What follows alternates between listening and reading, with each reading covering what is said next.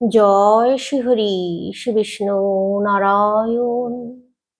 আজকের বিষয় খুব সুন্দর, গুরুত্বপূর্ণ বিষয়।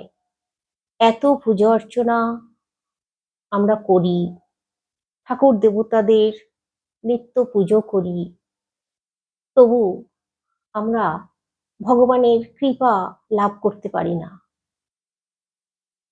অনেক সময় দেখা যায় যে আমাদের গৃহে সব সময়ের জন্য অশান্তি বিরাজ করে, অর্থ কষ্ট চলে আসে। অনেক টাকা পয়সা রোজগার করা সত্ত্বেও সেই টাকা পয়সাগুলো জলের মতো কোথা দিয়ে যে বেরিয়ে যায় আমাদের নিজেদের অজান্তে, আমরা জানতেও পারি না সেটা। তো আমাদের জীবনে কিছু ভুল হয়তো হয়ে যাচ্ছে, যেগুলোর কারণেই এমনটা হয়ে যাচ্ছে। তারপর প্রতি পদে পদে বাধা চলে আসছে। সুস্থভাবে কোনোভাবেই জীবন চালিয়ে নিয়ে যেতে পারছি না। দেখুন, যারা নিত্য পুজো অর্চনা করেন তারা হয়তো কিছুদিন পুজো অর্চনা করলেন, আবার কিছুদিন বন্ধ করে দিলেন। কিছুদিন সন্ধ্যার সময় সন্ধ্যাবাতি দেখাচ্ছেন খুব শুদ্ধ মনে, পবিত্র মনে, আবার বন্ধ করে দিলেন। হয়তো সাময়িক আপনি একটু বাধা পেয়েছেন কোনো কাজে, বা আপনার গৃহে কেউ অসুস্থ হয়েছে, সেই কারণের জন্য আপনি পুজো অর্চনা ছেড়ে দিচ্ছেন, সন্ধ্যাবাতি দেখানো ছেড়ে দিচ্ছেন, তুলসী তলায় প্রণাম করছেন না, জল দিচ্ছেন না, একটু অবহেলা চলে আসছে। এমনটা করলে সংসারের শান্তি বিঘ্নিত হয় খুবই। দেখুন, কিছু নিয়ম আছে যেগুলো নিত্য মেনে চলা সংসারের গৃহীদের, মহিলাদের খুবই কর্তব্য। যেমন ধরুন, ঠাকুর ঘরে যে প্রদীপ প্রজ্বলিত করা হয়, সেই প্রদীপ যদি মাটির প্রদীপ হয়, তাহলে মাটির প্রদীপ একদিনের বেশি দুদিন জ্বালাতে নেই। তবে কি মাটির প্রদীপ অতি শুভ শক্তি প্রতীক। মাটির প্রদীপ জ্বালানো অত্যন্ত শুভ গৃহে। এমনকি দেখুন, যখন আমাদের বড় ধরনের পুজো অর্চনা হয়, লক্ষ্মী পুজো, কালী পুজো যখন আমাদের গৃহে হয়, তখন আমরা মাটির প্রদীপ প্রজ্বলিত করি, আমাদের সদর দরজার সামনে প্রদীপ প্রজ্বলিত করি, তুলসী মঞ্চের সামনে প্রদীপ প্রজ্বলিত করি। তার একটা আলাদা শুভ শক্তি আমাদের গৃহে প্রবেশ করে। মাটির প্রদীপ খুবই শুভ শক্তি আমাদের গৃহের মধ্যে প্রবেশ করায়। আর মাটির প্রদীপে এতটাই শুদ্ধতা, পবিত্রতা আছে যে এই মাটির প্রদীপ প্রজ্বলিত করলে দেবতারাও ভীষণ খুশি হন। তাই মাটির প্রদীপ প্রজ্বলিত করা খুবই ভালো। কিন্তু তাই বলে মাটির প্রদীপটাকে একের বেশি দুবার জ্বালাতে নেই। একবারই তেল সলতে দিতে হয়। মাটির প্রদীপে একবারই তেল ঢালতে হয়, বারবার মাটির প্রদীপে তেলও দিতে নেই। তারপর এই মাটির প্রদীপ একদিনের বেশি দুদিন জ্বালালে অশুভ শক্তি যেটা আপনার গৃহ থেকে বিনাশ হবে, সেটা কিন্তু হবে না। মাটির প্রদীপ তাই জলধৌতি করে দিতে হয়। আর যখন আপনারা আপনাদের গৃহে প্রদীপ প্রজ্বলিত করবেন, পিতলের প্রদীপ, তখন অবশ্যই প্রতিদিন প্রদীপ, ধূপদানি ধুয়ে দিতে হয়। শঙ্খ বাজানোর আগে এবং শঙ্খ বাজানোর পরে খুব ভালো করে শঙ্খ ধুয়ে রাখতে হয়। প্রদীপ প্রজ্বলিত করার সময় অবশ্যই এটা খেয়াল রাখবেন, ঠাকুর ঘরে যখন প্রদীপ প্রজ্বলিত করছেন, তখন ঠাকুরের সামনে, ঠাকুরের ডান দিকে প্রদীপ রাখবেন, ঠাকুরের দিকে মুখ করে। আপনার ডান দিকে প্রদীপ রাখবেন না, আপনার বাম দিকে প্রদীপ রাখবেন, ঠাকুরের ডান দিকে প্রদীপ রাখবেন। এটা মেনে চলুন, দেখবেন প্রদীপের শিখা খুব সুন্দর প্রজ্বলিত হবে। প্রদীপ কখনোই বাসি প্রদীপ জ্বালাবেন না, বা সকালের প্রদীপ বিকেলে জ্বালাবেন না। আবার ভালো করে যখন সন্ধ্যার সময় সন্ধ্যা দেখাবেন, তখন ওই প্রদীপটাকে খুব ভালো করে মুছে নেবেন অন্ততপক্ষে। তারপর আপনারা তেল সলতে নতুন করে দিয়ে প্রদীপ প্রজ্বলিত করতে পারেন। কিন্তু এই প্রদীপটাই আবার পরের দিন ঠাকুর পুজো করার সময় সকালে ব্যবহার করবেন, এটা কিন্তু ভুলেও করবেন না। প্রতিদিন নিত্যকর্মের মতো প্রতিদিন আমরা আমাদের রান্নাঘরে যে বাসন কোসন প্রতিদিন নিত্য যে কাজগুলো করি, খাওয়া দাওয়া সমস্ত কিছু, সেই রকম ঠাকুরের বেলাতেও কিন্তু এই জিনিসগুলো মাথায় রাখতে হবে। প্রতিদিন নিত্য কর্মের মধ্যে এটাকে ফেলতে হবে, এবং প্রতিদিনই প্রদীপ ধূপদানি, যেখানে আপনি যার উপরে প্রদীপ ধূপদানি রাখছেন সেই প্লেটটা, ঠাকুরের সমস্ত বাসন, ঠাকুরের ঘর, ঠাকুরের থালা গ্লাস সমস্ত কিছু ভালো করে ধুয়ে নিতে হয়। এমনকি যদি আপনি ঘন্টা বাজান, তাহলে সেই ঘন্টাও ভালো করে মেজে নিতে হয়, পরিষ্কার করে নিতে হয়। এবার আপনাদেরকে বলি, এই যে প্রদীপ প্রজ্বলিত আপনারা করছেন, প্রদীপ প্রজ্বলিত করার সময় অবশ্যই, যদি আপনারা কখনো চা খেয়ে প্রদীপ জ্বালান, এটা করবেন না। এঁঠো মুখে কখনোই প্রদীপ প্রজ্বলিত করবেন না। এটা করলে কিন্তু খুবই অশুভ শক্তি গৃহের মধ্যে প্রবেশ করে, আর ভগবানও রুষ্ট হয়ে যান। প্রদীপ যখন আপনারা প্রজ্বলিত করবেন, তখন অবশ্যই শ্রীহরিকে উদ্দেশ্য করে প্রদীপ প্রজ্বলিত করবেন, নারায়ণকে। ভগবান নারায়ণ হচ্ছেন গৃহের দেবতা, মা লক্ষ্মী হচ্ছেন গৃহের দেবতা। এই গৃহের দেব দেবীকে স্মরণ করে প্রদীপ প্রজ্বলিত করবেন। যখনই প্রজ্বলিত করবেন, দেখবেন গৃহে শান্তি বিরাজ করবে সব সময়ের জন্য। এবার আপনাদেরকে বলে দিই আর একটি কথা, কখনোই দুটো প্রদীপ একসঙ্গে ঠাকুর ঘরে জ্বালাবেন না, একটাই প্রদীপ জ্বালাবেন। আর ঘি তেল মিশিয়ে কখনো প্রদীপ প্রজ্বলিত করবেন না। যদি ঘিয়ের প্রদীপ প্রজ্বলিত করেন, শুধু ঘিয়ের প্রদীপই প্রজ্বলিত করবেন। যে ঘি কমে গেছে বলে তার উপরে আবার তেল ঢেলে দিলেন, এটা কখনোই করবেন না। ভীষণ মারাত্মক গুরুচণ্ডালী দোষ হয়ে যাবে, আর ভীষণ অপরাধে পড়ে যাবেন, ভীষণ কোপে পড়ে যাবেন। খুবই কিন্তু অশুভ ব্যাপার। তেলের প্রদীপ আলাদা মাত্রা রাখে, আর ঘিয়ের প্রদীপ আলাদা মাত্রা রাখে। ঘিয়ের প্রদীপ শুদ্ধতা প্রতীক, আর সর্ষের তেলের প্রদীপ মঙ্গলের প্রতীক।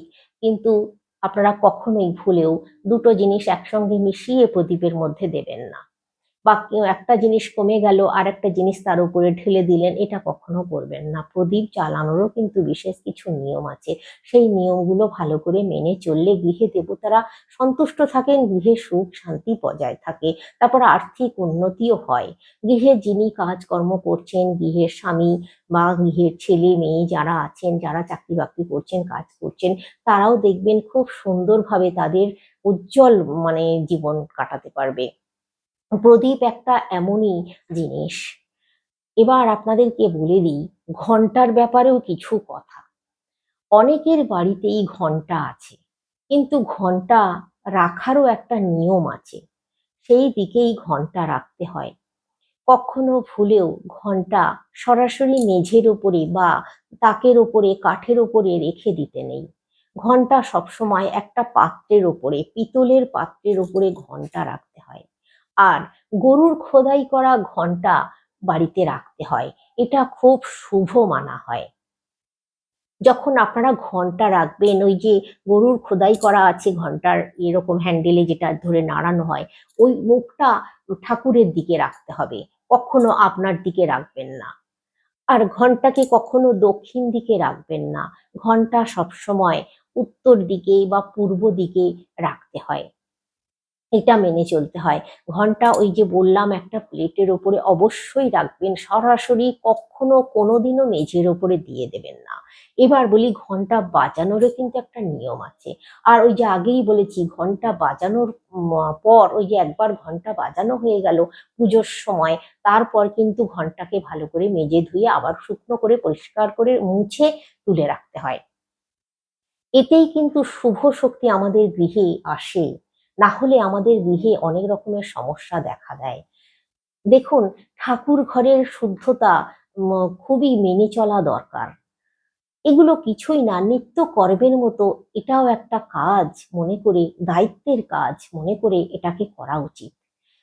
এবার বলি ঘন্টা বাজানোর যে নিয়মটা, ঘন্টা যখন আপনারা বাজাবেন, ঠাকুরকে যখন ভোগ নিবেদন করবেন, তখন আপনারা নারায়ণকে ভোগ নিবেদন করবেন, তখন আপনারা 5 বার ঘন্টা বাজাবেন, 5 বার আস্তে করে ঘন্টা বাজিয়ে দেবেন। আর ঘন ঘন টন টন টন টন টন টন টন টন করে ঘন্টা নাড়াবেন না ভুলেও। এতে গৃহে ভীষণভাবে অশান্তি আসে, গৃহে অমঙ্গল চলে আসে, গৃহে অর্থনৈতিক একেবারে জলাঞ্জলি হয়ে যায়। কখনো ভুলে এমনটা করতে নেই। ঠাকুরকে ভোগ নিবেদন করেছেন, 5 বার ঘন্টা বাজিয়ে দিলেন। আর কখনো ভুলেও মা লক্ষ্মীর পুজোয় ঘন্টা বাজাবেন না। আর যখন আপনারা ঘন্টা আরতি করার সময় বাজাবেন, 3 বার ঘন্টা বাজাবেন, আস্তে করে 3 বার ঘন্টা নাড়াবেন। এতে করেও কিন্তু গৃহে অনেক শুদ্ধতা পবিত্রতা থাকে। ঘন্টা প্রতিদিনের যদি নিত্য পুজোয় ঘন্টা ব্যবহার করা যায় এইভাবে, এই শুদ্ধতার সঙ্গে পবিত্রতার সঙ্গে নিয়ম মেনে, এগুলো কিন্তু শাস্ত্রের কথা, এগুলো আমার কথা নয়। শাস্ত্রে সম্পূর্ণভাবে এই ঘন্টা প্রদীপ শঙ্খের ব্যাপারে নিয়ম দেওয়া আছে। দেখুন, প্রতিদিন যদি ঘন্টা প্রদীপ শঙ্খ আমরা পুজোয় ব্যবহার করি, আমাদের গৃহে সুখ শান্তি অর্থের জোয়ার আসে।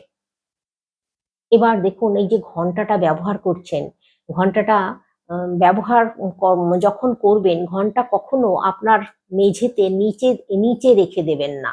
পুজো করার সময় রাখুন একটা প্লেটের উপরে, মেঝেতে রাখুন, কিন্তু পুজো হয়ে গেলে ওটাকে একটা তাকের উপরে, কাঠের তাক বা সিংহাসনের উপরে আপনি ঘন্টাটাকে রাখুন। কখনোই সরাসরি মেঝেতে রেখে দেবেন না। ঘন্টা ব্যবহারের এই নিয়মগুলো মেনে চলুন। আর ঘন্টা যখন বাড়িতে কিনে আনবেন, রাখবেন, ওই গরুর খোদাই করা ঘন্টাই কিন্তু কিনে নিয়ে আসবেন। সব থেকে শুভ, গৃহে মঙ্গল আসে। দেখুন, আমাদের গৃহে আমরা নিত্য পুজো অর্চনা করি। আমাদের গৃহে যখন পুজো অর্চনা করি, ফুল দিয়ে পুজো অর্চনা করি, কিন্তু ফুল রেখে থাকে, ঠাকুরের কাছে থেকে যায়। কখনো এমনটা করা উচিত নয়। শুকনো ফুল গৃহের মধ্যে রেখে দেওয়া উচিত নয়। শুকনো ফুল গৃহে ঠাকুরের স্থানে থাকলে, পড়ে থাকলে খুবই মানে অপবিত্র হয়ে যায় আমাদের গৃহ। আর আমাদের ঠাকুরের স্থানও অপবিত্র হয়ে যায়, শুদ্ধতা থাকে না। আর প্রতিদিনই কিন্তু ঠাকুর দেবতাকে ভালো করে মুছে পরিষ্কার করে, তাক বলুন সিংহাসনই বলুন, ভালো করে পরিষ্কার করে নিয়ে ঠাকুর মুছে পরিষ্কার করে তারপর ঠাকুরকে ভোগ নিবেদন করতে হয়।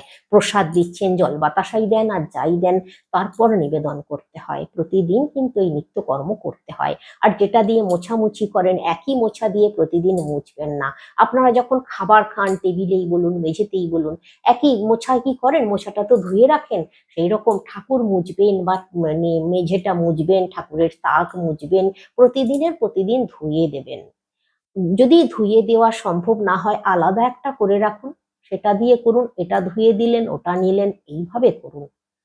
এই নিয়মগুলো অবশ্যই কিন্তু মেনে চললে তবেই গৃহে সুখ শান্তি আসে। শুধু বললে হয় না, এত পুজো অর্চনা করি এত পুজো অর্চনা করি তবু ঠাকুর দেখে না, এরকম বললে কিন্তু ঠাকুর কোনোদিনও দেখবে না। এই নিয়মগুলো অবশ্যই মেনে চলতে হবে। আমরা দেখুন, হিন্দু সনাতন ধর্মীয়, আমাদের শাস্ত্রের যে বিধানগুলো দেওয়া আছে, এমনি এমনি নয় কিন্তু, আমাদের মঙ্গলের জন্যই কিন্তু এই বিধানগুলো দেওয়া আছে। মানব জাতির কল্যাণের জন্যই এই বিধান দেওয়া আছে। তো ঠাকুর ঘরে যখন বাসি ফুল আপনারা রেখে দেবেন, তখন কিন্তু দেখবেন আপনাদের গৃহে সেই দিনেই অশান্তি শুরু হয়ে যাবে। আমার কথাটা মিলিয়ে নেবেন। ঠাকুর ঘরে তাই কখনো বাসি ফুলগুলোকে রেখে দেবেন না, প্রতিদিনের ফুল পরিষ্কার করে ফেলবেন। আর ওই যে ফুল এক জায়গায় হয়তো জমিয়ে রাখলেন, এটাও কখনো করবেন না। ওটাকে আপনারা বাইরে কোনো গাছের গোড়ায় দিয়ে দিন বা জলধৌতি করে দিন, এটা করবেন।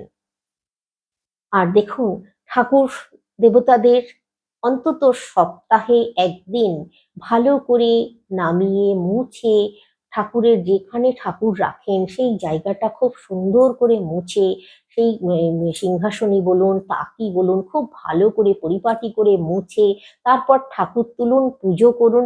দেখবেন শুদ্ধতা পবিত্রতা বজায় থাকবে এবং ভগবান এত খুশি থাকবেন যে আপনি কল্পনাও করতে পারবেন না। ভগবানের কৃপা লাভ করবেনই করবেন, সমৃদ্ধ হবেন। এবার আপনাদেরকে বলে দিই, শঙ্খের ব্যাপারে কিছু নিয়ম মেনে অবশ্যই চলবেন।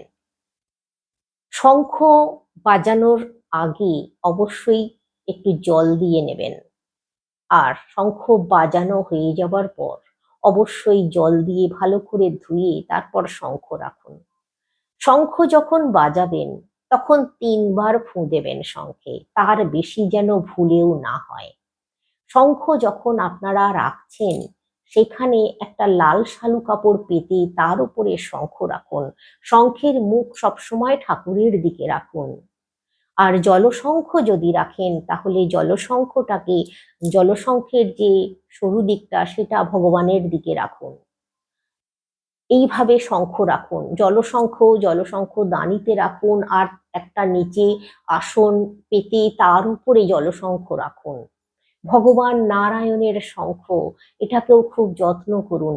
প্রতিদিন এই জলশঙ্খ ধুয়ে দেবেন, আর জলশঙ্খে জল দিয়ে পুজো করবেন। তাহলে গৃহে শান্তি, পরম শান্তি দেখবেন লাভ করবেন, প্রতিদিন যদি করতে পারেন। জলশঙ্খ ধুয়ে আবার সুন্দর করে রেখে যদি গঙ্গা জল আবার ওই শঙ্খের মধ্যে দিয়ে দিতে পারেন, সব থেকে ভালো হয়। নারায়ণের অশেষ কৃপায় আপনাদের জীবন দেখবেন, জীবনে চলার পথে কোনো বাধা আসবে না, এত সন্তুষ্ট থাকবেন উনি। প্রতিদিন এই বিশেষ বিশেষ নিয়মগুলো অবশ্যই মেনে চলুন, দেখবেন গৃহে সুখ শান্তি আসবেই, কেউ আটকাতে পারবে না। দেখুন, এই যে জলশঙ্খ রাখার কিন্তু একটা নিয়ম আছে। বাজানোর শঙ্খ আর জলের শঙ্খ কখনো পাশাপাশি রাখবেন না। জলশঙ্খকে একটু ওপর হাতে করে রাখার চেষ্টা করুন। যদি আপনাদের গৃহে নারায়ণ ঠাকুর থাকেন তাহলে নারায়ণের সামনে জলশঙ্খটাকে রেখে দিন, সব থেকে ভালো। শুভ ফল পাবেন, পুজোর যে ফল সেটা আপনারা সম্পূর্ণ পাবেন। তাহলে যদি এটা করতে পারেন তবে অবশ্যই একটা ছোট্ট আসন বা একটা ছোট্ট শালু কাপড় পেতে তার উপরে জলশঙ্খটাকে রাখবেন। অবশ্যই জলশঙ্খ দানি পাওয়া যায়, সেই দানির ওপরে রাখুন, তা না হলে টলটল করে জল পড়ে যাবে। এটাও কিন্তু আপনাদেরকে করতে হবে। ঠাকুর ঘরে এই বিশেষ বিশেষ যে জিনিসগুলো সেগুলো অবশ্যই রাখতে হবে, নিত্য পুজোয় সেই জিনিসগুলো ব্যবহারও করতে হবে। আর নিত্য কর্মের মতো এই সমস্ত জিনিস পরিষ্কারও করতে হবে, প্রতিদিন ধোয়া মাজা করে মুছে ঠাকুরের পুজোয় ব্যবহার করতে হবে।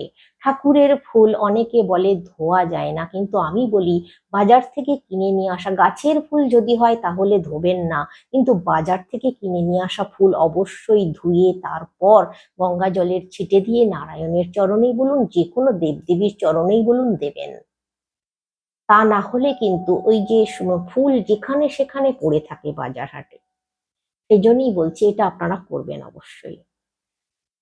তো দেখুন, এই নিয়মগুলো মেনে চলুন, আশা করছি আপনারা সমৃদ্ধ হবেন। আমাকে অবশ্যই কমেন্টে জানাবেন।